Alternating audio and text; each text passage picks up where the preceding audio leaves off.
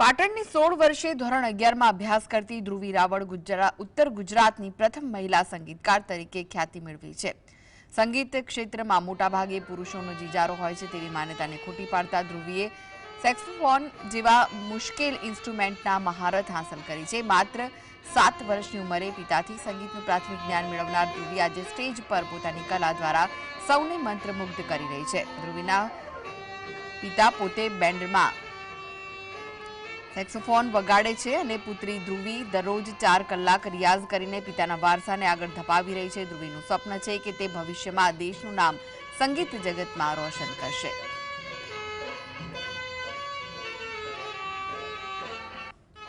સંગીતમાં જ્યારે પુરુષોનો ઇજારો હોય છે ત્યારે કહેવાય કે સંગીત હોય, પણ જ્યારે એ ઇજારો કોઈક યુવતીના હસ્તગત આવે ત્યારે કંઈક ને કંઈક નવું બનતું હોય। અને સેક્સોફોન જે વગાડવાની છે એ સેક્સોફોન વગાડવા માટે એક યુવતીએ પ્રયત્ન કરીને 100% સક્સેસ ગઈ। ત્યારે જીએસટીવી આજે યુવતીની સાથે મુલાકાત કરી ત્યારે ખરેખર લાગ્યું કે સંગીત આજે પણ જીવંત રહેશે, કારણ કે આવા સિદ્ધહસ્ત કલાકારો હોય છે।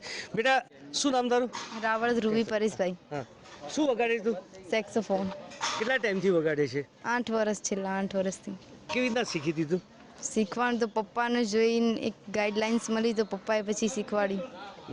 તો માન લો કોઈએ અત્યારે બીજી એક શીખવા માટે આવે તારે જોઈને, તો તારે શીખવાડવા માટે તું તૈયાર છે? હા હા, ચોક્કસ। પહેલી વખતે ક્યારે ગાયું તે? પહેલી વખત તો અહીંયા રામ પ્રાણ પ્રતિષ્ઠા હતી, એ વખતે વિડીયો ઉતારીને બહાર સોશિયલ મીડિયા ઉપર મૂક્યો હતો। એ વખતે ફર્સ્ટ વગાડ્યું હતું, એના પછી તો ડાયરેક્ટ લાઈવ પ્રોગ્રામ ગણેશવાડીમાં કર્યો હતો। જ્યારે પ્રથમ તે પરફોર્મન્સ આપવા તૈયાર થઈ ત્યારે કેવી અનુભવી થતી લાગણી? એ વખતે તો બહુ નર્વસ ફિલિંગ થતી હતી। પબ્લિક સામે બેઠી હતી, એમના પબ્લિકના દેન પછી મેં પીચ લગાવી અને ફૂંક મારી તો જે બધાના પબ્લિકના રિએક્શન જોઈને એકદમ રૂંવાટા ઊભા થઈ ગયા કે બધા એકદમ તાળીઓનો ગડગડાટ, ફૂંક જ નથી આવતી। પહેલાં તો કેવી રીતે વગાડવું સમજ જ નથી પડતી, બહુ નર્વસ ફિલિંગ થતી હતી। તાલીમ કઈ ના લીધી? તાલીમ તો પપ્પાએ જ આપી। તો પાટણની આ ધ્રુવી રાવલ એક કહેવાય ને કે બહુ જ ઇન્સ્ટ્રુમેન્ટ કહેવાય ને કે સેક્સોફોન વગાડવું ખૂબ જ અઘરું હોય છે, એને તાલીમ લીધી છે અને આજે એનું પરફોર્મન્સ હવે દુનિયા કેવું એને સપોર્ટ કરે છે જોવું રહ્યું। અલ્કેશ પંડ્યા, જીએસટીવી, પાટણ।